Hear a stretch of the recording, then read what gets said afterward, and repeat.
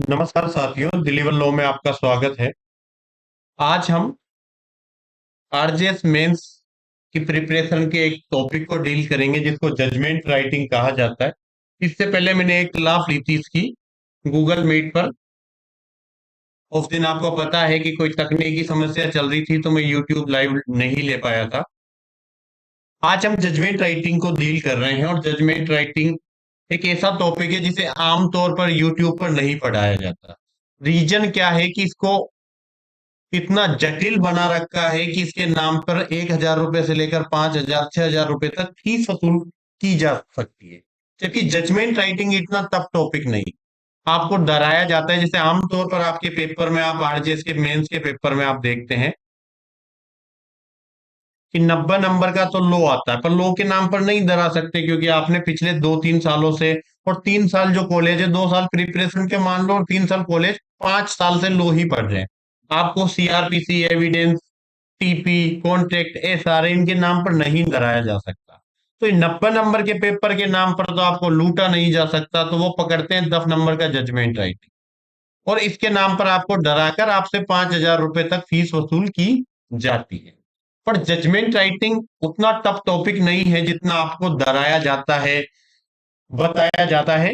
Judgment writing में दो चीजें इंपॉर्टेंट होती है। पहली, जजमेंट राइटिंग का फॉर्मेट, कि एक इसका निश्चित फॉर्मेट होता है, फॉर्मेट आपको पता होना चाहिए। फॉर्मेट में क्या है? सीक्वेंस, ट्रायल का सीक्वेंस आपको पता होना चाहिए। सबसे पहले कोर्ट का नाम आना चाहिए, फिर प्रिजाइडिंग ऑफिसर का नाम आना चाहिए, केस नंबर आना चाहिए, पक्षकारों के नाम आना चाहिए, फिर हेडिंग आनी चाहिए, अपराध अंतर्गत कौन सी धारा आईपीसी की। तो एक सीक्वेंस होता है फॉर्मेट का, वो इंपॉर्टेंट होता है। और उस सीक्वेंस में आपको फिल करना होता है या अप्लाई करना होता है लो। अब आप किसी भी बड़ी इंस्टीट्यूट से जाकर आप पढ़ लीजिए। अगर आपको कितना ही 1 महीने 2 महीने जजमेंट राइटिंग की प्रैक्टिस करा दी, पर अगर आपको उस पर लॉ अप्लाई करना नहीं आता तो आपके जजमेंट राइटिंग किसी काम का नहीं है। जैसे एक प्रॉब्लम आती है, एक बनकर कोई भी किसी प्रकार की प्रॉब्लम, आप उसको डील नहीं कर पाते कि इसको किस सेक्शन के अंतर्गत मुझे चार्ज लगाना चाहिए, तो क्या काम किया आपकी उतनी कोचिंग वगैरह की, 5,000 10,000 रुपए आपने जजमेंट राइटिंग के नाम पे खर्चे। तो सबसे इंपॉर्टेंट क्या है कि आपको फॉर्मेट के नंबर होते हैं, फॉर्मेट पता होना चाहिए, और उसमें आपको लॉ अप्लाई करना चाहिए। अब देख लेना किसी भी टॉपर्स की कॉपियां, जहां भी आपके संपर्क हो कि कोई बच्चा है, कोई भी 8 नंबर से ज्यादा आज तक जजमेंट राइटिंग में नहीं लेके आया। और अगर आप फॉर्मेट प्लस लॉ अप्लाई कर रहे हो तो 5 से लेकर 7 नंबर तक आपको आराम से आ जाता। तो जजमेंट राइटिंग में बहुत ज्यादा समय देने की जरूरत नहीं है। 4-4 5-5 जजमेंट करके देखने हैं, उतने में आपको यूट्यूब पे करा दूंगा। 3-3 4-4 जजमेंट करा दूंगा, और 4-4 5-5 जजमेंट आप अपने घर पे प्रैक्टिस करके देख लें, ताकि कम समय में जजमेंट राइटिंग कर सके, क्योंकि पेपर लेंथी आता है, कंप्लीट करने में आपको दिक्कत आती है।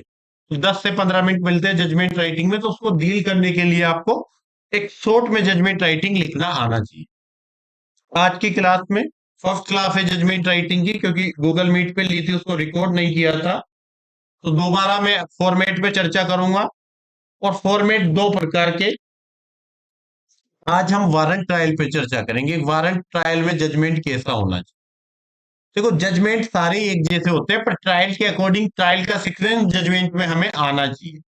क्योंकि जैसे ही एफआईआर पर जजमेंट लिखेंगे, वहां स्टेटमेंट 200 के अंतर्गत होगा, फिर 202 के स्टेटमेंट होंगे, तो वहां एक अलग चेन बनेगी, सीक्वेंस अलग बनेगा ट्रायल का।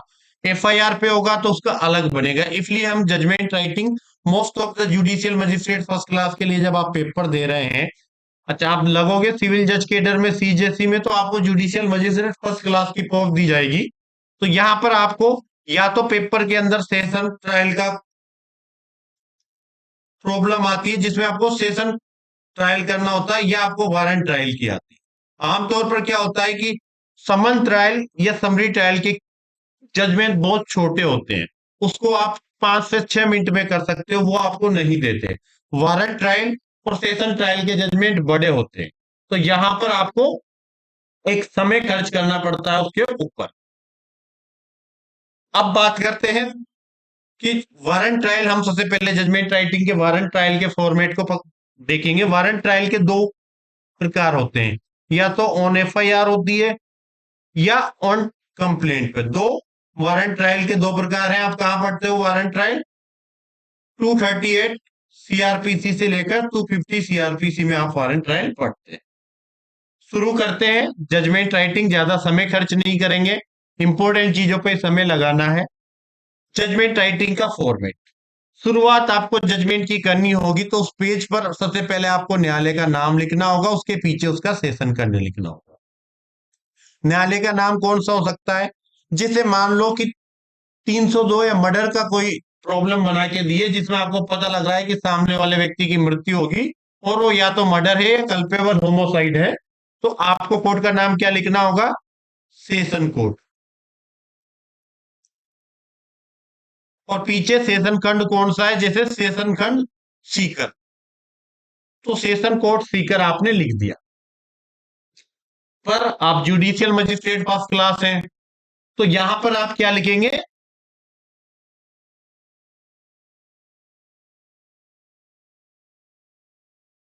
प्रथम वर्ग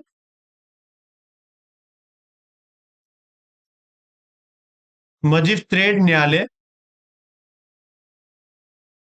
या इससे बेटर अगर कहीं नाम लिखे हो तो आप न्यायिक मजिस्ट्रेट लिखे सीधा, न्यायिक मजिस्ट्रेट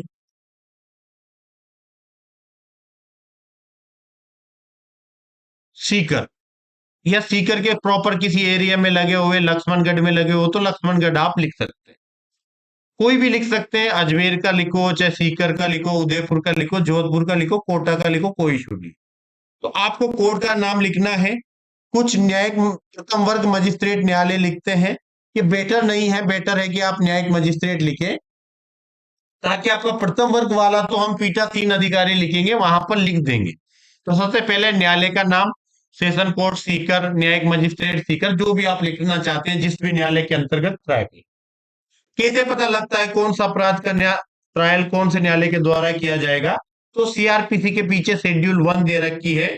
शेड्यूल 1 में आपको प्रत्येक अपराध का ट्रायल किसके द्वारा होगा, अपराध का नेचर क्या है, कॉग्निजेबल है, नॉन कॉग्निजेबल है, बेलेबल है, नॉन बेलेबल है, और बाय व्हाट कोर्ट ट्राइबल बता रखा है। वहां से आप देख सकते हो किसके द्वारा ये ट्राइबल है। सेकंड, पीठासीन अधिकारी, अपना नाम लिखना होगा। जैसे मिस्टर एक्स पीठासीन अधिकारी है, उसकी पोस्ट लिखनी होगी कि वो क्या है। यहां पर आप जुडिशियल मजिस्ट्रेट है तो आप जुडिशियल मजिस्ट्रेट फर्स्ट क्लास लिख सकते हैं, या जुडिशियल मजिस्ट्रेट भी लिख रहे हैं तो ये सफिशियंट है। इसमें आपको किसी प्रकार की तब्दीली करने की जरूरत नहीं है। या तो न्यायिक मजिस्ट्रेट लिख दे, या न्यायिक मजिस्ट्रेट प्रथम वर्ग, या जुडिशियल मजिस्ट्रेट फर्स्ट क्लास लिख दे। न्यायिक मजिस्ट्रेट लिखते हो तो भी कोई दिक्कत नहीं है, और न्यायिक मजिस्ट्रेट प्रथम वर्ग लिखते हो तो भी कोई दिक्कत नहीं। थर्ड इंपॉर्टेंट बात आती है केस नंबर। केस नंबर क्या होगा?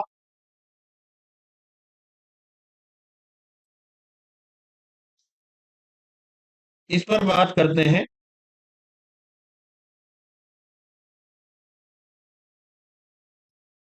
कि दांडिक मूल प्रकरण संख्या, क्योंकि ये अपीलेट कोर्ट नहीं है, मूल कोर्ट है जहां पर केस संस्थित किया गया है, तो यहाँ दांडिक मूल प्रकरण संख्या होती है, जिसको बोला जाता है सीएनआर नंबर बोल दो। अच्छा, ये सीआरएन लिख दिया क्या? सीएनआर होता है भैया, सीएनआर नंबर बोल दो, सीओसीएन नंबर बोल दो, या सीआईएफ नंबर बोल दो। तीनों प्रकार के नंबर, कोई ज्यादा इसको तवज्जो नहीं दी जाती। आप लिख सकते हैं सीएनआर नंबर, सीओसीएन नंबर, या सीआईएफ नंबर। और यहां पर जिस वर्ष की वो प्रॉब्लम दी गई हो उस वर्ष को आगे रेफर करके और पीछे स्लैब लगा के केस नंबर लिख दें कि 204 है, या इसको अपोजिट लिखा जाता है तो बहुत अच्छा लगता है कि 204 नंबर का केस था 2024 का। ये ज्यादा बेटर है। आप इस प्रकार लिखेंगे तो थोड़ा अच्छा इंप्रेशन पड़ता है। तीन स्टेजें देख ली हमने, ठीक है। कितने चेक पॉइंट है, चेक करते जाना। हम 22-23 स्टेजों पर चर्चा करेंगे। सबसे पहले कोर्ट का नाम लिखना था, दूसरा काम था पीठासीन अधिकारी का नाम लिखना, तीसरा दांडिक मूल प्रकरण संख्या दाल। फोर्थ पॉइंट पे बात करें तो फोर्थ पॉइंट होता है आपका पक्षकारों का नाम। फोर्थ पॉइंट क्या होगा? पक्षकारों का नाम। पक्षकार कौन होते हैं? आप क्रिमिनल मामले देखते हैं तो एक तरफ तो राज्य आपका केस लड़ता है अगर आप विक्टिम है, और सामने अभियुक्त होता है। तो पक्षकारों के नाम में राज्य बनाम, जैसे राज्य जो भी हो, राजस्थान राज्य कर दिया, राजस्थान राज्य बनाम वर्सेज, या इंग्लिश हिंदी में लिख रहे हो तो बनाम लिख दो, और अभियुक्त का नाम जो भी लिखना चाहते हैं जैसे सुभाष, ये अभियुक्त। ठीक है। और अभियुक्त का आपको कुछ चीजें और लिखनी होगी। उम्र, जाति को बता दिया है, उम्र और निवासी मेंशन करना होता, पहले जाति लिखनी होती थी, अब जाति को हटा दिया है इसमें से। तो आप पक्षकारों का नाम लिखें। पक्षकारों के नाम में एक तो राज्य होगा, क्रिमिनल मैटर है क्योंकि, और राज्य के वर्सेज में जो भी पक्षकार है उसका नाम, उम्र और कहाँ का निवासी है वो। जैसे जो भी है, सुभाष, उम्र 28 वर्ष, निवासी जहां का भी हो, नीम का थाना, सीकर वगैरह, जहां का भी निवासी है प्रॉपर, वो आप मेंशन कर सकते हो। फिर यहां पर कि किस अपराध के लिए आप जजमेंट लिख रहे हो, तो वहां लिखोगे आप अपराध 325 अंतर्गत,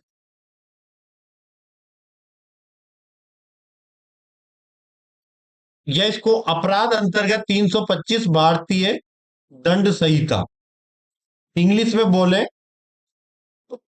ऑफेंस सेक्शन 325 ऑफ आईपीसी। ठीक है। तो अपराध अंतर्गत 325, धारा 325, इसको यहां से उठा के यहां लिखो, अपराध अंतर्गत धारा 325 भारतीय दंड संहिता। ठीक है। ये आपकी हेडिंग होगी, इसके नीचे एक लाइन लगा दे। क्लियर है? अब शुरू होती है प्रेजेंस। ये फोर्थ पॉइंट, 5 पॉइंट था कि आपको अपराध अंतर्गत भारतीय दंड संहिता, जो भी आप अपराध का जजमेंट लिख रहा है वो मेंशन करना। 6 पार्ट, एडवोकेट्स के नाम, किसके नाम? अधिवक्ताओं के नाम, अधिवक्ताओं के नाम। सबसे पहले राज्य सरकार की तरफ से कौन होता है कोर्ट में उपस्थित? क्योंकि ये जुडिशियल मजिस्ट्रेट कोर्ट है, इसलिए कौन होगा? एपीओ होगा। अगर सेशन कोर्ट होता तो पीपी होता। तो यहां लिखेंगे माननीय, या माननीय की जगह, माननीय ज्यादा हेवी शब्द हो जाएगा, हम इसकी जगह उपयोग करते हैं विद्वान अधिवक्ता। विद्वान अधिवक्ता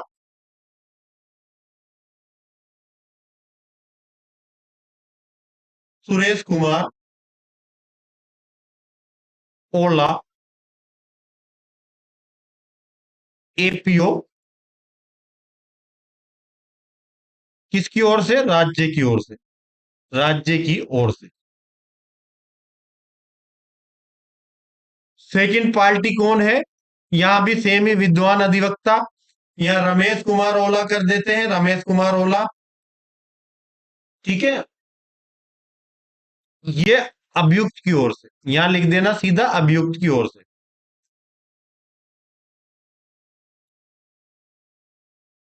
6 नंबर तक हमने समझ लिया है, फॉर्मेट पर चर्चा कर रहे हैं। 7 नंबर फॉर्मेट में क्या मेंशन करना है? निर्णय किस दिनांक को हुआ। ठीक है।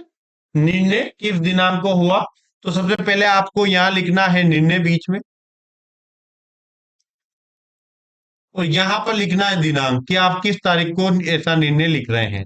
दिनांक में यहां पर जो भी है, आज जैसे 11 तारीख, 11 तारीख के बाद जुलाई मंथ है और 2024 ईयर चल रहा है, तो आपने ये मेंशन कर दिया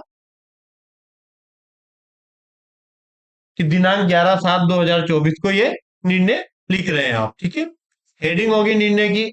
अब निर्णय शुरू हो जाता है, 8वां पॉइंट आएगा कि क्या सीट को मेंशन करना पड़ेगा, एफआईआर को मेंशन करना पड़ेगा। तो यहां लिखेंगे हम थानाधिकारी, थानाधिकारी मानसरोवर, ठीक है, ने एफआईआर नंबर,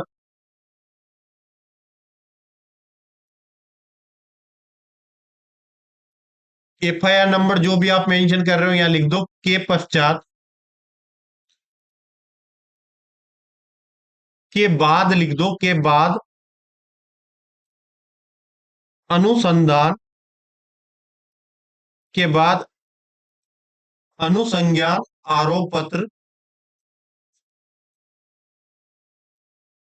जरिए एपीपी प्रस्तुत किया।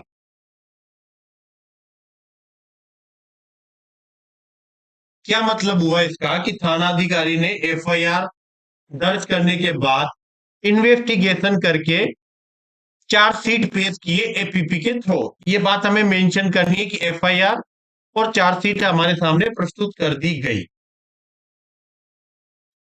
अब एफआईआर और चार्जशीट के अनुसार आपको प्रकरण के संक्षिप्त तथ्य बताने हैं। क्या पॉइंट मेंशन करना है? एफआईआर और आरोप पत्र, चार्जशीट कहां पर पेश होती है? चार्जशीट 173 के सब क्लोज 2 में। तो एफआईआर और चार्जशीट के अनुसार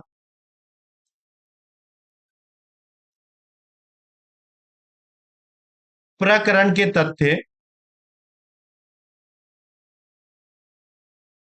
इस प्रकार हैं।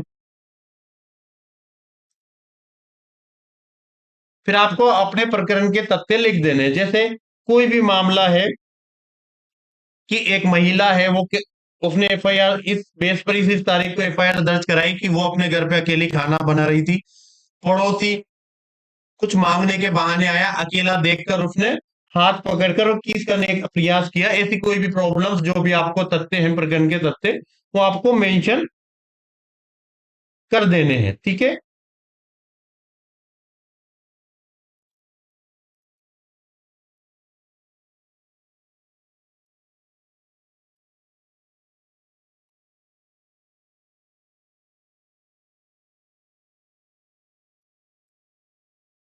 तो भी एक्स वाई जेड आपको चार पांच लाइनों में आपको फैक्ट लिख देने हैं एफआईआर और चार्जशीट से। आपको जो केस है आपके सामने उसके तथ्य क्या क्या प्रकट हो।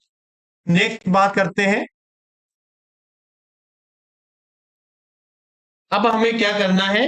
कोग्निजेंस लेना है, क्योंकि एफआईआर चार्जशीट के फैक्ट हमने बता दिए। नेक्स्ट स्टेज क्या है?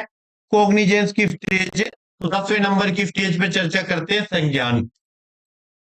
संज्ञान में क्या लिखना होगा कि न्यायालय द्वारा बाद अवलोकन आरोप पत्र। क्या लिखना है? न्यायालय द्वारा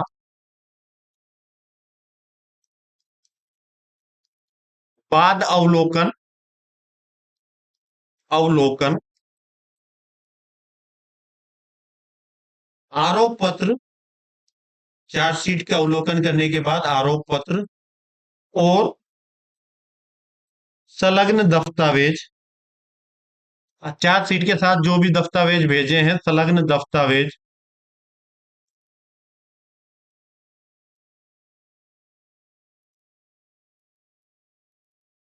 तो न्यायालय द्वारा बाद अवलोकन आरोप पत्र और संलग्न दस्तावेज प्रथम दृष्टया अभियुक्त के विरुद्ध, प्रथम दृष्टया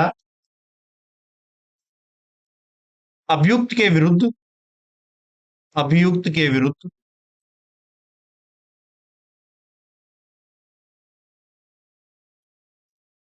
धारा, जिसमें भी मैं 325 की बात कर रहा हूं, धारा 325 का अभियोग बनाए, अभियोग बनना पाए जाने पर, का अभियोग बनना पाए जाने पर, पाए जाने पर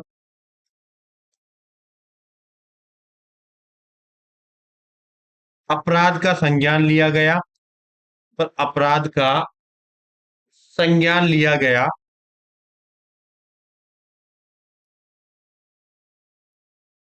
गया और अभियुक्त को तलब किया गया, और अभियुक्त को तलब किया गया। तलब करने का मतलब कोर्ट में बुलाया गया। अब आपने कोग्निजेंस लिया गया और अभियुक्त को तलब किया गया। तलब करने का मतलब उस कटघरे में जो कोर्ट के अंदर रहता है उसमें खड़ा कर दिया जाता है कि अब हमने आपके खिलाफ अपराध का कोग्निजेंस ले लिया, आप इसमें आकर खड़े हो जाइए। ठीक है। अब कोग्निजेंस ले लिया है तो हमें 207 की अनुपालना सीआरपीसी में करवानी होगी। नेक्स्ट स्टेप क्या होगी कि धारा 207 सीआरपीसी की अनुपालना में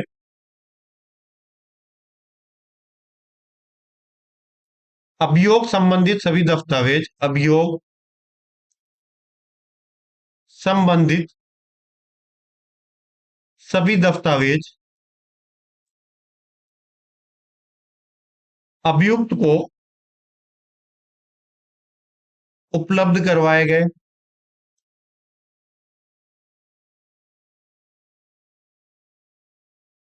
तो हमने 207 की अनुपालना की, जिसको बोलते हैं समान आयुध का सिद्धांत, कि अभियुक्त अपना डिफेंस करेगा, उसके पास भी तो पूरा पूरा सामान होने चाहिए डिफेंस के। उसको एफआईआर की कॉपी, चार्जशीट की कॉपी और चार्जशीट के साथ जो अटैच डॉक्यूमेंट है वो उपलब्ध करवाया जाना चाहिए। सीआरपीसी की धारा 207 इसको कन्फर्म करती है कि अभियुक्त को सभी चीजों की कॉपियां देनी चाहिए ताकि वो अपनी पर्याप्त प्रतिरक्षा कर सके।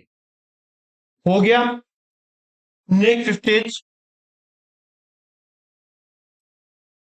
12वां नंबर का पॉइंट,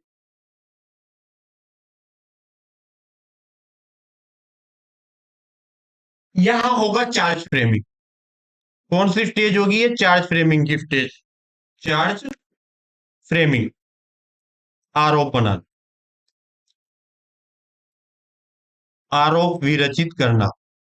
ये एक सेपरेट पढ़ने लायक टॉपिक है क्योंकि आजकल 4-5 नंबर का क्वेश्चन अलग से आने लग गया चार्ज फ्रेमिंग का, और एपीओ वालों को बहुत ज्यादा पूछा जाता है। चार्ज फ्रेमिंग उनका इंपॉर्टेंट टॉपिक है क्योंकि एपीओ का काम ही चार्ज फ्रेमिंग करवाना होता है।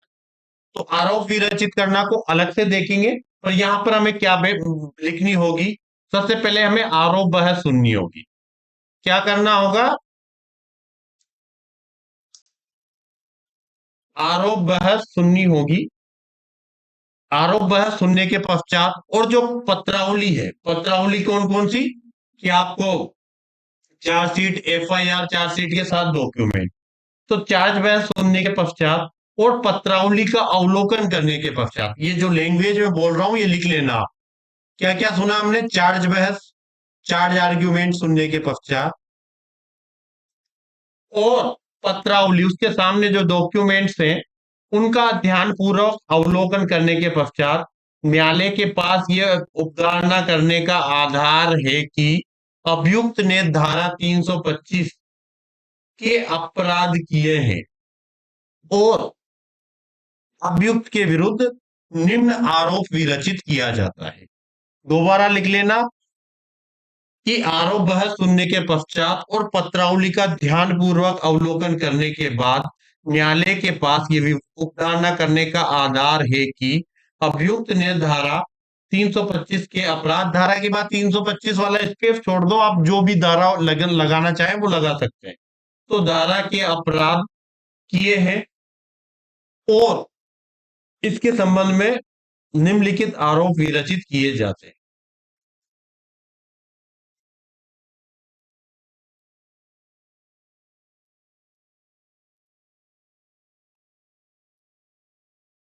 एक मिनट वेट करना।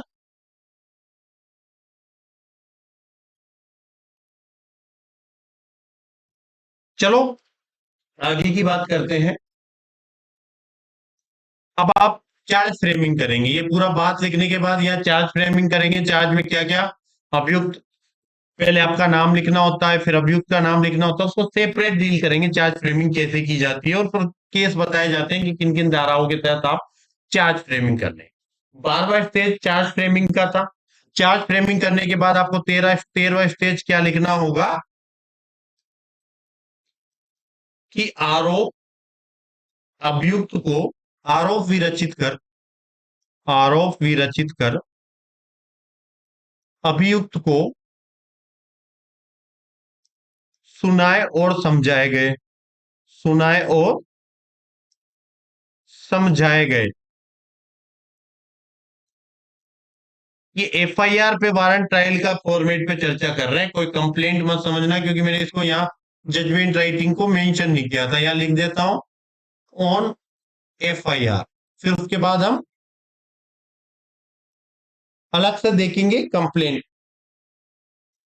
तो आरोप विरचित कर अभियुक्त को सुनाए और समझाए गए। फिर अभियुक्त ने क्या कहा?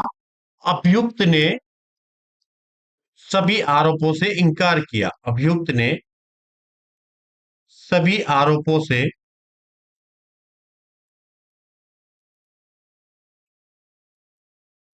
इनकार किया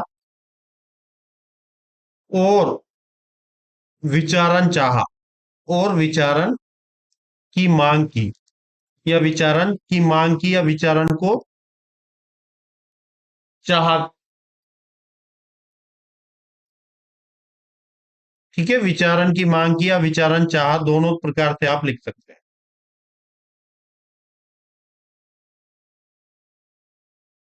नेक्स्ट स्टेप शुरू होती है 14 नंबर पे। अब डॉक्यूमेंट वाली स्टेज शुरू हो जाती है कि विचारण शुरू हो गया, तो विचारण पे क्या होगा? अभियोजन पक्ष के सभी एविडेंस डॉक्यूमेंट लिए जाएंगे और अभियोजन का जितना भी एविडेंस है उसको कंप्लीट किया जाएगा। तो कौन सा स्टेज है ये? 14 नंबर का। अभियोजन ने अंतर्गत, अभियोजन ने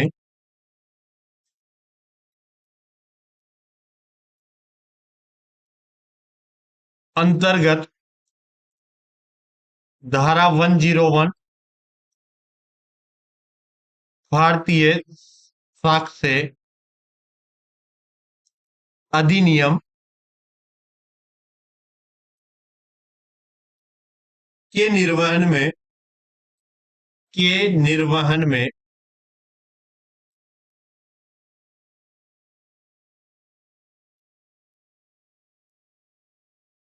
साक्षी, जो भी विटनेस होगा जो ओरल एविडेंस देने के लिए आता है, उसके पीछे साक्षी Pw1 फर्स्ट विटनेस है तो क्या होगा? प्रोसिक्यूशन विटनेस 1, तो Pw1। दूसरा है तो आप उसको Pw2। तीसरा साक्षी आया उसको Pw3 कहकर संबोधित करेंगे। Pw1 पेश किया, Pw1 ने ये स्टेटमेंट दिया जो भी है, और क्रॉस एग्जामिनेशन में अपना साक्ष्य खंडित रहा, उसका साक्ष्य खंडित रहा या वो रिबट नहीं हुआ, ये चीज मेंशन करनी है। हम जजमेंट लिखेंगे वहां समझ लेंगे, अभी हम फॉर्मेट पे चर्चा कर रहे हैं। तथा, ये तो लिख दो, तथा Pw1 Pw2 Pw3 साक्षी पेश किए, तथा दस्तावेज के रूप में, तथा दस्तावेज के रूप में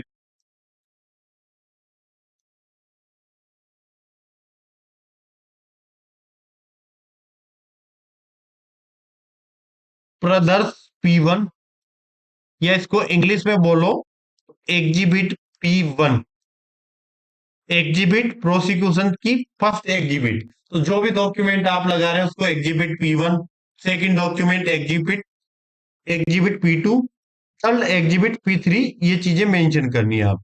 ठीक है, नेक्स्ट स्टेज पर बात करते हैं। यहां आपको सारा एविडेंस जब प्रोसिक्यूशन का कंप्लीट हो जाना है तो ये बात लिखनी है कि अभियोजन साक्ष्य बंद किया गया। जो भी पेश किया पेश करवा दिया, उसके पश्चात तथा, या लास्ट में लिख दे तथा अभियोजन साक्ष्य बंद किया गया, ताकि पता लगे कि एक स्टेज खत्म होगी, प्रोसिक्यूशन एविडेंस एंड हो गया, तथा अभियोजन साक्ष्य बंद किया गया।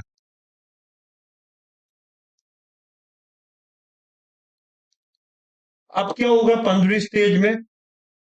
313 के स्टेटमेंट करवाने होंगे सीआरपीसी ऑब्वियसली, कि अभियुक्त के विरुद्ध अभियोजन साक्ष्य में प्रकट होने वाली परिस्थितियां, अभियुक्त के विरुद्ध अभियोजन साक्ष्य में, अभियोजन साक्ष्य में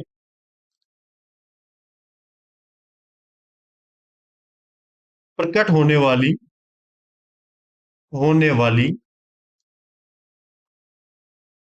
किन्हीं परिस्थिति किन्हीं परिस्थितियों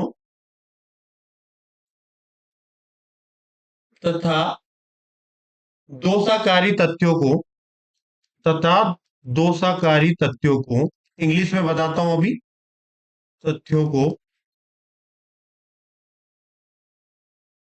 प्रश्न बनाकर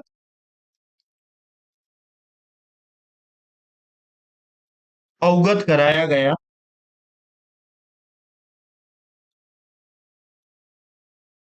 तथा धारा 313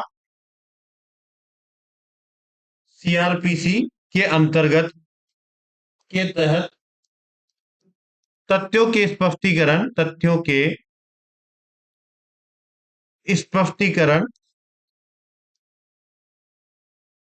का अवसर दिया गया का अवसर दिया गया।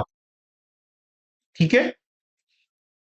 अभियुक्त के विरुद्ध जो प्रोसिक्यूशन एविडेंस है, कोई भी सर्कमस्टांसेस या कोई कन्विक्शन के लिए जो फैक्ट आ रहे हैं, प्रोसिक्यूशन एविडेंस से शो हो रहे हैं, उनके बारे में उसका क्लेरिफिकेशन के लिए सीआरपीसी 313 में उसको प्रश्न बनाकर पेश किए गए। हमेशा अभियुक्त का 313 का जो भी स्टेटमेंट होगा वो प्रश्न उत्तर फॉर्म में ही होता है। सीआरपीसी का सेक्शन 281 इसको कंफर्म करता है कि अभियुक्त से जो भी प्रश्न पूछे जा रहे हैं वो प्रश्नोत्तरी में ही क्वेश्चन पूछे जाने चाहिए और छोटे छोटे प्रश्न बनाने चाहिए ताकि अभियुक्त उसका इजीली उत्तर दे सके। क्लियर है। अब बात करते हैं नेक्स्ट स्टेज की। प्रोसिक्यूशन एविडेंस हो गया, 313 के स्टेटमेंट हो गए। अब क्या होगा? अच्छा, यहां पर स्पष्टीकरण का अवसर आपने दिया, तो अगर उसने कोई स्पष्टीकरण दिया है तो उसको मेंशन करना है, और अगर नहीं दिया, क्योंकि आप अगर प्रॉब्लम को पढ़कर आपको शुरू के जैसे 10 मिनट आपको शुरू में 5 मिनट आपने प्रॉब्लम पढ़ी, एक पेज की प्रॉब्लम आती है, पूरी प्रॉब्लम पढ़नी होती है ताकि हम उस प्रॉब्लम को पढ़कर ये चीज जज करें कि किसके द्वारा ट्राइबल होगा, चार्ज किस किस सेक्शन के अंतर्गत लगाना है, और हमारे दिमाग में प्रॉब्लम को पढ़ के ये आ जाना चाहिए कि इसको प्रोसिक्यूशन के पक्ष में डिसाइड करना, ये अभियुक्त को रिलीफ देके यहां से उसको दोष मुक्त करना है। ये चीजें आपको प्रॉब्लम में ही इंडिकेट किया जाता है कि इसको किसके पक्ष में डिसाइड करना है। जब हम एक आध जजमेंट करेंगे वहां पर इस चीज को मैं बताऊंगा कि कब कौन सा जजमेंट प्रोसिक्यूशन के पक्ष में डिसाइड करना है, या आपको स्टेट के सॉरी अभियुक्त के एक्यूज के पक्ष में उसको डिसाइड करना है। तो अगर आपको प्रोसिक्यूशन के पक्ष में डिसाइड करना है तो 313 में तथ्यों के स्पष्टीकरण का अवसर दिया गया और उसने तथ्यों को झूठा बताया, यह कहकर खत्म कर दे, और उसने तथ्यों को झूठा बताया, तथ्यों को झूठा बताया। ठीक है। ताकि वो प्रोसिक्यूशन के एविडेंस को मुख्य आधार मानकर उसके आधार पर ही हमें कन्विक्ट कर देना है। पर अगर हम रिलीफ मांगेंगे तो यहां कोई ना कोई प्रोसिक्यूशन के एविडेंस में से कोई बात उठा के कि प्रोसिक्यूशन ने घटना उस दिन की बताई और उस दिन के 2 दिन बाद एफआईआर दर्ज कराई, एफआईआर में देरी थी, प्रोसिक्यूशन ने घटना स्थल पे जो भी अभियुक्त था उसको देखने का दावा किया पर टीआईपी में वो अभियुक्त को पहचान नहीं पाया। ये फैक्ट जो भी अभियुक्त अपनी सफाई में कहना चाहे इस स्टेज पे कह देगा, पर यहाँ तभी आपको अभियुक्त के 313 के स्टेटमेंट में कुछ बात कहनी है जब आप अभियुक्त के पक्ष में मामले को डिसाइड करना चाहते हैं। नेक्स्ट स्टेप क्या होगी? नेक्स्ट स्टेप की बात करते हैं तो नेक्स्ट स्टेप है कि अभियुक्त ने कोई साक्ष्य पेश किया या नहीं किया। तो एक्यूज का एविडेंस कि अपने बचाव में अभियुक्त ने अपने बचाव में कोई साक्ष्य पेश नहीं किया, कोई साक्ष्य पेश नहीं किया, और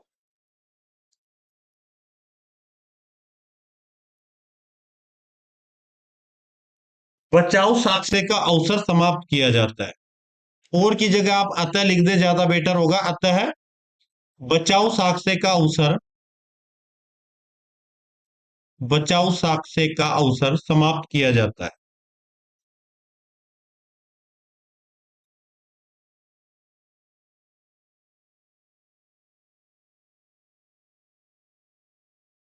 बात खत्म। नेक्स्ट स्टेप पे बात करते हैं। प्रोसिक्यूशन एविडेंस हो गया, 313 के स्टेटमेंट हो गया। एक्यूज ने कोई एविडेंस पेश नहीं किया, एक्यूज की तरफ से भी कोई विटनेस आता तो मामला फिर एक्यूज के पक्ष में हमें डिसाइड करना पड़ता। ठीक है। नेक्स्ट स्टेप 17वां नंबर का स्टेप क्या होगा कि अब हमें दोनों की बहस सुननी है। क्या करनी है? आर्ग्यूमेंट सुनने हैं। तो यहां लिखना पड़ेगा कि न्यायालय ने दोनों पक्षों, दोनों पक्षों की बहस सुनी और सुनवाई के पश्चात, और सुनवाई के पश्चात बहस सुनी गई और उक्त सुनवाई के पश्चात तथा साक्ष्य एवं पत्रावली का अवलोकन करने के, पत्रावली का अवलोकन करने के पश्चात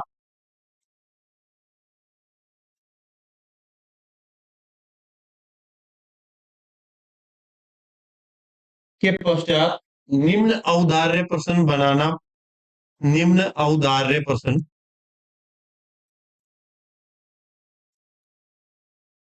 बनाना पाता है।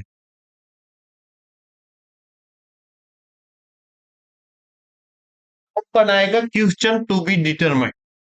आपने औदार्य प्रश्न नामक एक शब्द सुना होगा जब आप जजमेंट पढ़ रहे होंगे सीआरपीसी में, और जजमेंट में सेक्शन 353 354 को पढ़ रहे थे, वहां लिखा होता है जजमेंट के अंदर क्या क्या होना चाहिए। चार बातें लिख रखी होगी। मामले की संक्षिप्त कथन, औदार्य प्रश्न, प्रश्न पर विनिश्चय क्या था कोर्ट का और विनिश्चय के कारण क्या थे। चार चीजें जजमेंट में होनी चाहिए। मामले के संक्षिप्त कथन, औदार्य प्रश्न, प्रश्न पर कोर्ट का विनिश्चय क्या था और विनिश्चय के कारण क्या थे। तो अब हमने क्या किया? प्रोसिक्यूशन एविडेंस हो गया, एक्यूज ने अपना एविडेंस दे दिया, दोनों की बहस सुन ली उस एविडेंस के ऊपर। अब कोर्ट देखेगा कि मूल रूप से विवाद किस चीज पर है। जो एविडेंस आया उसमें सामने वाला कह रहा है कि उस दिन आपने बाइक से एक्सीडेंट की, आप कोर्ट जा रहे थे, कोर्ट रोड पे एक्सीडेंट हुआ। वो कहते हैं सर कोर्ट रोड पे एक्सीडेंट हुआ, बिल्कुल उस दिन मैं जा रहा था, पर ये कह रहे हैं कि मैं कार से था, कार ने से मैंने एक्सीडेंट किया, जबकि उस दिन मेरी कार तो गैराज में थी, मैं तो बाइक से था। अब क्वेश्चन डिटरमाइन औदार्य पर्सन, जो 98वें नंबर पे हम क्या बनाएंगे? औदार्य पर्सन बनाएंगे। वो औदार्य पर्सन क्या होगा?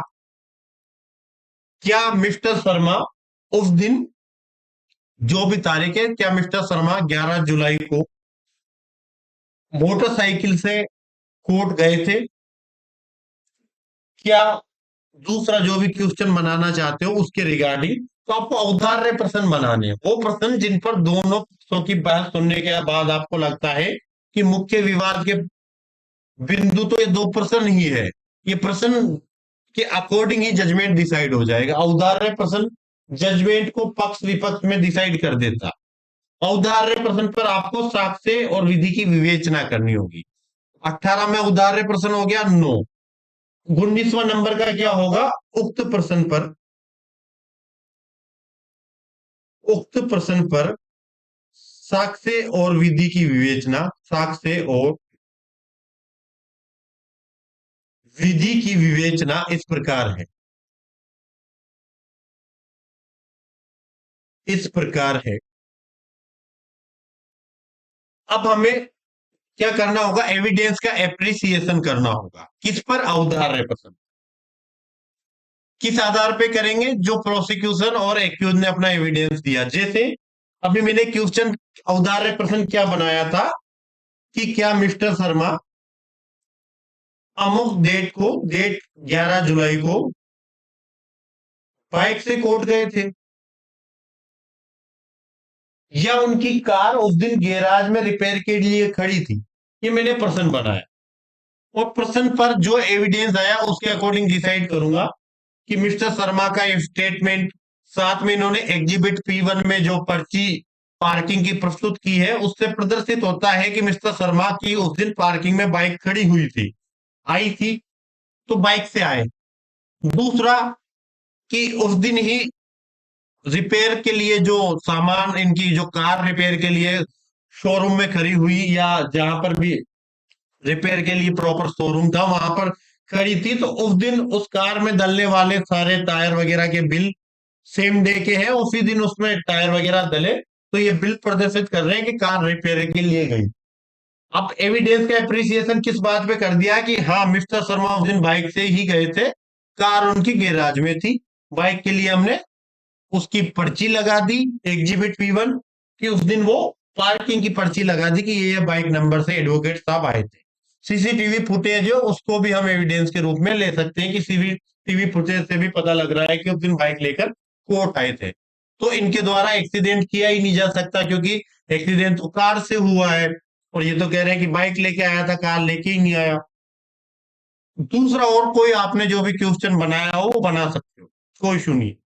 तो आपने साक्ष्य और विधि की विवेचना, विधि की विवेचना की, जैसे मान ला सिविल मामला होगा, आपको लग रहा है कि बार ऑफ लिमिटेशन है, या यहां पर कॉग्निजेंस लेने का कोई समय दे रखा है सीआरपीसी में 467 से लेकर और 472 तक, तो वो कॉग्निजेंस लेने का समय निकल गया, तो आप विधि की विवेचना कर सकते हैं क्या उपरोक्त मामला संज्ञान बाधित है। तो आप लिख सकते हैं कि ये मामला है, अभियुक्त को तथ्यों का पता इस दिन लगा और उससे 3 साल का संज्ञान का पीरियड था और 3 साल के अंतर है, अतः मामला संज्ञान बाधित नहीं है। ज्यादा समय हो गया तो आप लिख सकते हो मामला संज्ञान बाधित है, फैक्ट लिख सकते हो। तो आपको या तो एविडेंस जो कोर्ट में पेश किए गए, या विधि, विधि की विवेचना में लॉ का डिटर्मिनेशन करना है कि क्या लॉ के अकॉर्डिंग मामला ठीक है, ओके है, जुरिडिक्शन हो सकता है, बार ऑफ लिमिटेशन हो सकता है, अदर भी कोई लॉ का क्वेश्चन ऑफ लॉ बनता है, हो सकता है। 20वां पॉइंट क्या होगा, क्वेश्चन डिटरमाइन कर लिया, ठीक है, उदाहरण प्रश्न बना लिया, प्रश्न पर कोर्ट ने विवेचना कर दी। 20वां, अब हमें ऑर्डर पारित करना है कि जो हमने साक्ष्य की विवेचना करी उसके आधार पर हमें क्या लग रहा है, वो ऑर्डर पारित करेंगे। ऑर्डर क्या होता है, लिखेंगे, अभियुक्त नितिन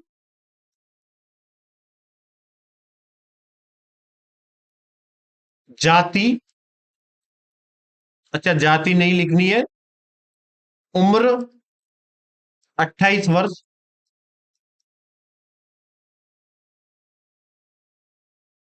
छत्रपुरा निवासी या छत्रपुरा जिला टोंक निवासी, को आईपीसी की धारा 325, जो भी आप लिखना चाहते हैं, डेव डेव डेव, के अपराध से दोष सिद्ध किया जाता है। ऑर्डर लिख दिया कन्विक्ट करने का, क्योंकि हमने जो उदाहरण प्रश्न बनाए उसके वो प्रोसिक्यूशन के पक्ष में डिसाइड हो रहे थे, इसका मतलब अभियुक्त ने अपराध किया है, और हमने लिख दिया कि आपके अपराध के अंतर्गत अभियुक्त को अपराध से दोष सिद्ध किया जाता है। अभियुक्त का नाम, उम्र, निवासी, को आईपीसी के सेक्शन 325 के अपराध से दोष सिद्ध किया जाता है। कन्विक्ट करने का ऑर्डर लिख दिया। अब ऑर्डर लिखने के बाद हमें यहाँ पे ऑर्डर के बाद अपने साइन और सील करने हैं, ठीक है, sign and seal as a judicial magistrate first class, ठीक है। अब नेक्स्ट स्टेप क्या होगी, अभियुक्त को क्वेश्चन ऑफ सेंटेंस पर सुनना है, दंड के प्रश्न,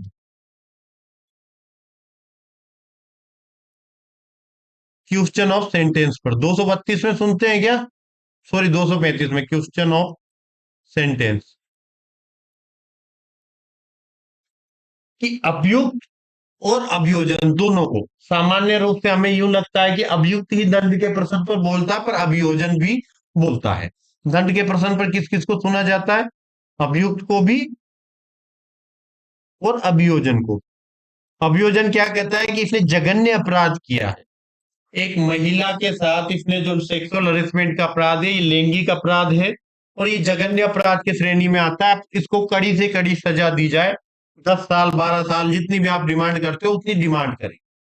अभियुक्त क्या कहेगा कि मेरे परिवार में मैं ही अकेला कमाने वाला व्यक्ति हूं, अपराध हुआ है मानता हूं, पर मैं अपराध के लिए गिल्ट भी फील कर रहा हूं, और क्योंकि फिर मेरे परिवार में कमाने के लिए मैं अकेला हूं, मेरे 2 बच्चे हैं, पत्नी है, उन सबको ध्यान में रखते हुए परिवार बेघर ना हो जाए, व्यवस्था ना बिगड़े, उसके लिए मुझे कम से कम सजा दी जाए, 1 साल की या 6 माह की सजा या प्रोबेशन के आधार पर छोड़ा जाए। वुमन अफेंस में जनरली प्रोबेशन प्रोबेशन के आधार पर नहीं छोड़ना होता, ध्यान रखना। ठीक है, rare of the rare case आप प्रोबेशन का फायदा दे वुमेन्स के अगेंस्ट कहीं भी अपराध है या चिल्ड्रन के अगेंस्ट कोई भी अफेंस है, उन मामलों। तो क्या लिखेंगे? अभियुक्त और अभियोजन को दंड के प्रश्न पर सुनने के लिए दंडादेश का स्थगन किया गया, एडजमेंट कर दिया कोर्ट। अगले दिन, आज तो दोष सिद्ध करते हैं, अगले दिन उसको दंड के प्रश्न पर सुना जाता है। नेक्स्ट स्टेप क्या लिखेंगे? यहां पर लिखेंगे अभियुक्त को दंड के प्रश्न पर सुना गया। यहां तो क्या था? दंड के प्रश्न पर सुनने के लिए स्थगन, पर सुनने के लिए स्थगन दिया गया, दिया गया। यहां अभियुक्त को दंड के प्रश्न पर सुना गया।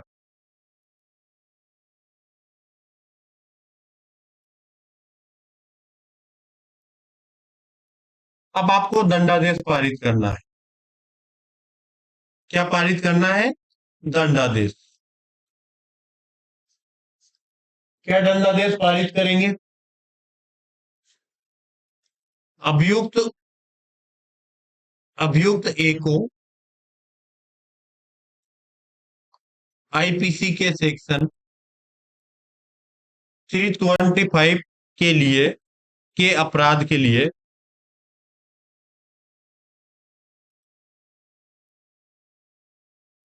1 वर्ष तक का कारावास, कारावास में आप सादा और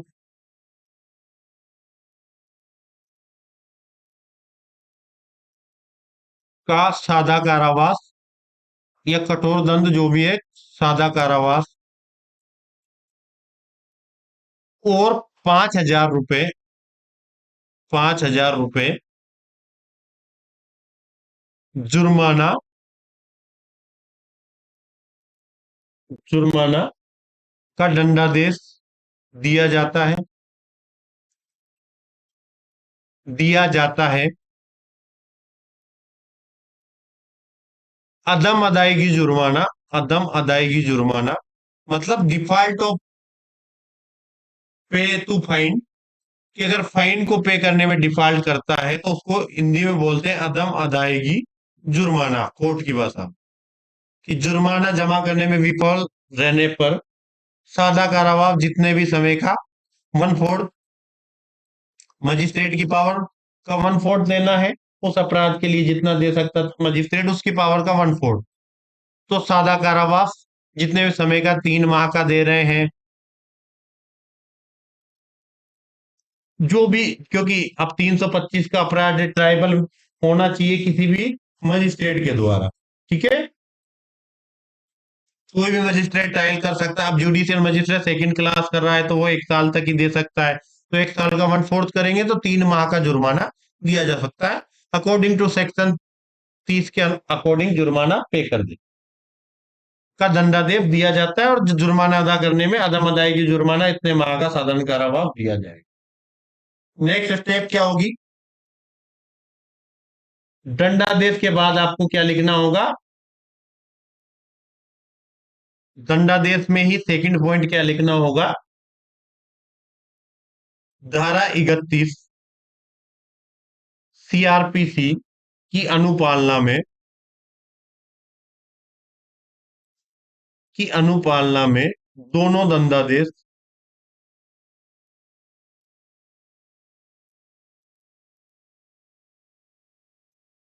एक साथ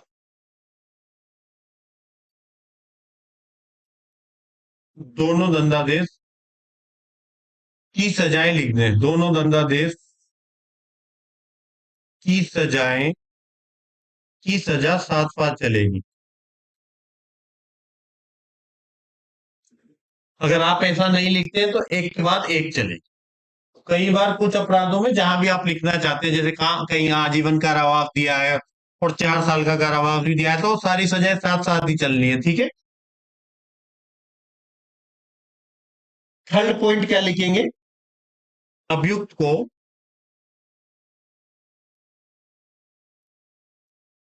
धारा 363 सीआरपीसी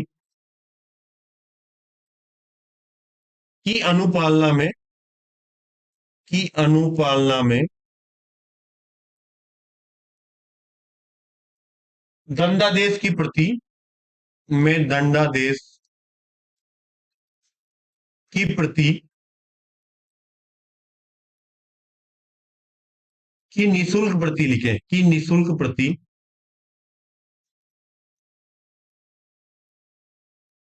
उपलब्ध करवाई जाए, उपलब्ध करवाई जाए।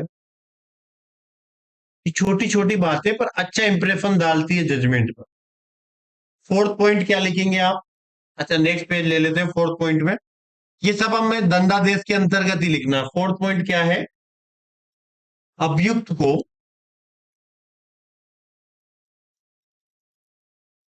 धारा 428 सीआरपीसी का लाभ सारणी बनाकर प्रदान किया जाए।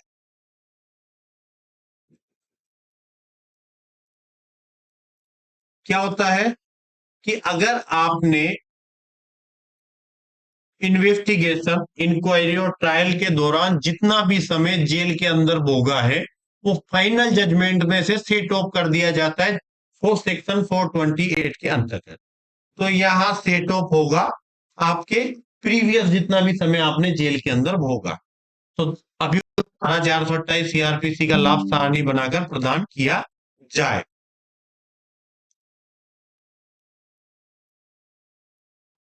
एक मिनट रुकना थोड़ा सा।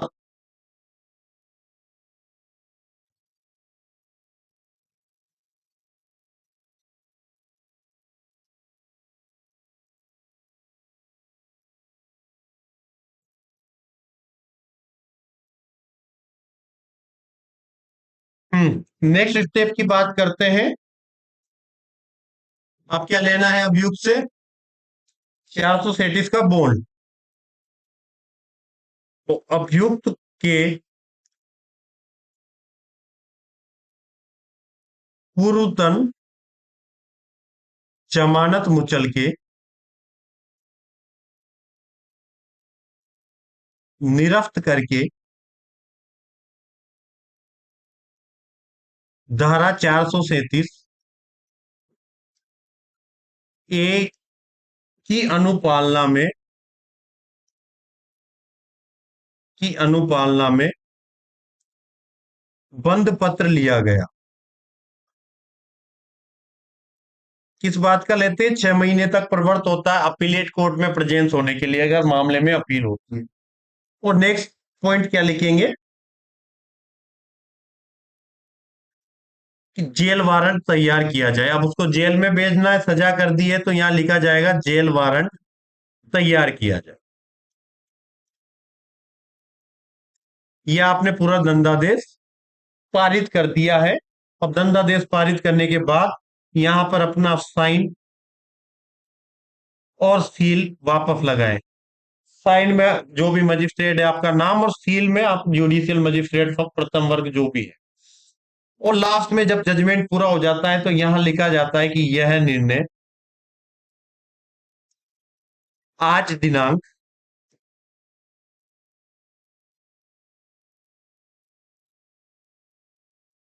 जो भी है dot dot dot dot dot को मेरे द्वारा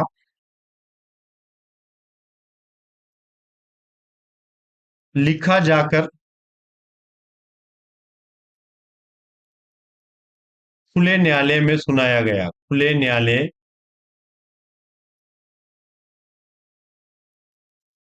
में सुनाया गया। खुला न्यायालय कहां पर है? 327 में। और यहां पर आपको वापस अपना साइन करना होगा। मजिस्ट्रेट लिख रहा है कि यह जजमेंट आज दिनांक 11 जुलाई 2024 को मेरे द्वारा लिखा जाकर खुले न्यायालय में सुनाया गया, और अपना साइन। यह पूरा फॉर्मेट होता है जिस पर मैं चर्चा कर रहा था कि जजमेंट राइटिंग क्या है, एक फॉर्मेट है।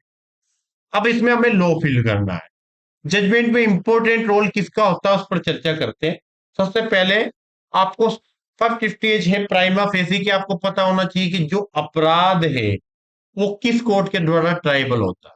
अगर वहीं आप गलती कर गए कि वो आपने जुडिशियल मजिस्ट्रेट फर्स्ट क्लास से ट्रायल करा दी जबकि वो सेशन ट्राइबल था, तो वहीं से आपके नंबर उठ गए। आपने अंदर कितना ही अच्छा लिखा हो वो वहीं से क्रॉस करके नेक्स्ट क्वेश्चन पे चला जाए। दूसरा, आपका चार्ज फ्रेमिंग प्रॉपर सेक्शन में होना चाहिए। तीसरा, औदार्य प्रश्न बहुत अच्छे बनने चाहिए। लगे कि जो फैक्ट एविडेंस में सामने आए उनमें टकराव इसी बात का था, दोनों पक्षों के मध्य विवाद इसी चीज का था। नेक्स्ट स्टेज की बात करें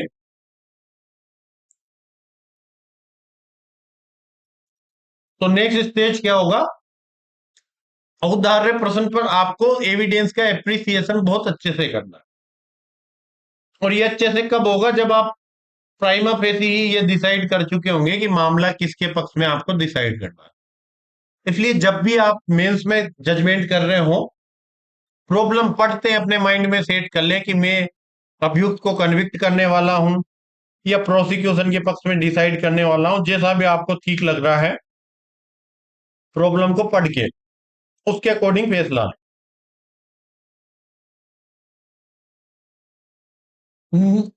ये सारा एविडेंस में इंपॉर्टेंट रोल अदा करता है। प्रोबेशन का फायदा देना आपको लिखना है। जहां आप सजा दे रहे हो उसके बाद दंडादेश में आपको यह बात लिखना है कि अभियुक्त को सीआरपीसी सेक्शन 360 या परिवीक्षा अधिनियम 1958 के सेक्शन 4 के अंतर्गत परिवीक्षा का लाभ प्रदान किया जाता है। इस चीज को आपको मेंशन करना है, ठीक है। ये पूरा जजमेंट हमने कंप्लेंट पे पढ़ा था, या सॉरी एफआईआर पे पढ़ा था। कंप्लेंट पे क्या अंतर हो जाएगा? सारी चीजें वहीं तक आएगी, निर्णय दिनांक तक सेम स्टेज होगी, 6-7 जो भी बताया निर्णय दिनांक तक। फिर उसके बाद जहां एफआईआर के तथ्य की बात की थी उसकी जगह क्या लिखेंगे? परिवादी ने आशय का परिवाद पेश किया, और परिवाद के संक्षिप्त कथन उसमें बता देंगे। फिर न्यायालय ने परिवादी के कथन सेक्शन 200 सीआरपीसी के अंतर्गत ध्यान में रखते हुए अभियुक्त के विरुद्ध सेक्शन, जिसमें भी आईपीसी के सेक्शन के अंतर्गत अपराध का प्रथम दृष्टया बढ़ना पाया जाता है, उसके खिलाफ कॉग्निजेंस लिया। फिर 202 के स्टेज के 202 में आप अगर कोई समन इशू कर रहे हैं तो ठीक है। अगर समन इशू नहीं कर रहे हैं, समन इशू किया है तो फिर आपको साक्ष्य सूची का वेट करना है। साक्ष्य सूची आई है उसको मेंशन करें। समन जब भी इशू कर रहे हो तो समन के साथ परिवाद की प्रति लगानी है, मेंशन करें। जब अभियुक्त हाजिर हो गया तो प्री चार्ज एविडेंस लिया जाएगा। प्री चार्ज एविडेंस में अभियुक्त स्वयं को पेश कर सकता है, सॉरी परिवादी स्वयं को पेश कर सकता है। उसका पूरा एग्जामिनेशन हो जाएगा, दस्तावेज प्रमाण पत्र जो भी हो जाएंगे। अब इन सबको देखने के बाद अगर न्यायालय का यह प्रिजम्पशन है कि परिवादी ने जो तथ्य पेश किए हैं, जो भी परिवाद है, उसके अलावा एक्स्ट्रा एविडेंस जो भी आया, डॉक्यूमेंट आया, उसको देख के लग रहा है कि कहीं ना कहीं अपराध तो किया गया है, तो न्यायालय चार्ज फ्रेमिंग करेगा उसके लिए। आपको सबको ट्रायल अच्छी तरह से याद है, मैं सिर्फ ट्रायल को ही बताता जा रहा हूं कि क्या क्या अंतर आएगा, आप कंप्लेंट पे है। उसके बाद अभियुक्त, चार्ज फ्रेमिंग के बाद अभियुक्त से पूछा जाएगा भाई चार्ज स्वीकार कर रहे हो, ट्रायल चाह रहे हो? वो कहेगा ट्रायल चाह रहा हूं। फिर वापस प्रोसिक्यूशन के रिमेनिंग एविडेंस होंगे, या जो पहले एविडेंस पेश हुए थे, जो 200 में एग्जामिनेशन हुए थे, उनका अगर क्रॉस एग्जामिनेशन अभियुक्त करना चाहता है तो इसी स्टेज पर कर सकता है।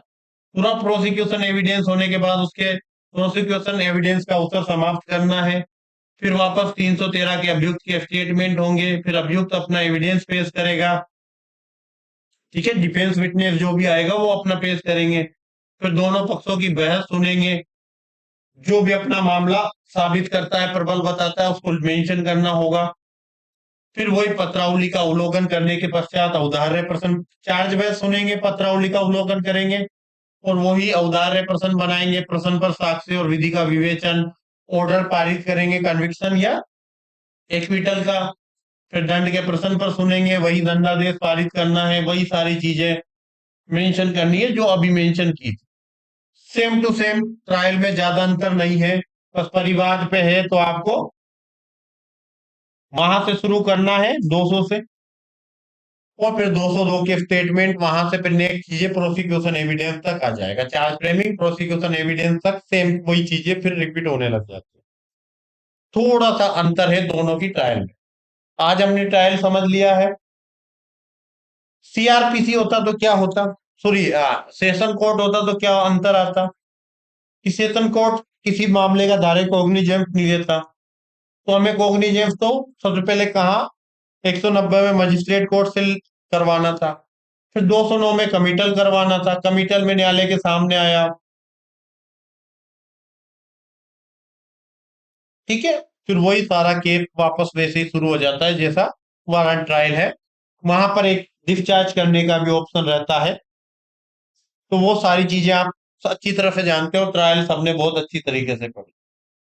अब नेक्स्ट क्लास जो जजमेंट राइटिंग की होगी उसमें आपको बारीकियां बताऊंगा जजमेंट राइटिंग, और उस पर नेक्स्ट क्लास में फिर आपको एक जजमेंट की प्रॉब्लम देकर और उस पर जजमेंट बताया जाएगा। अभी मेरी क्लास कंप्लीट होने के बाद अपलोड हो जाएगी जब क्लास, उसके बाद मेंस वाले ग्रुप में जो डिलीवर लॉ का मेंस का ग्रुप है वहां पर दोनों जजमेंट डाल दूंगा, एक जजमेंट कोई भी क्रिमिनल जजमेंट डाल दूंगा ताकि राजस्थान के प्रॉपर कोर्ट का क्रिमिनल जजमेंट देख के आप फॉर्मेट को समझ सको कि कोर्ट का नाम बीच में लिखना होता है, डेट साइड में लिखनी होती है, निर्णय बीच में लिखना होता है, जो भी चीजें आपको कंफ्यूजन है एक ओरिजिनल जजमेंट देख लोगे तो आपको समझने में दिक्कत नहीं है। ठीक है, क्लास कैसी लगी मुझे बताएं, सूचित करें कि क्लास अच्छी थी, कोई कमी है तो आप सजेशन दें, सुधार करेंगे, इम्प्रूव करेंगे। कोई पॉइंट अगर मैं बताना भूल गया हूं तो आप कमेंट में लिखकर बता सकते हैं सर ये पॉइंट आप बताना भूल गए। थैंक यू सो मच, आपने इतना वैल्यूएबल समय दिया मुझे, उसके लिए धन्यवाद आपका।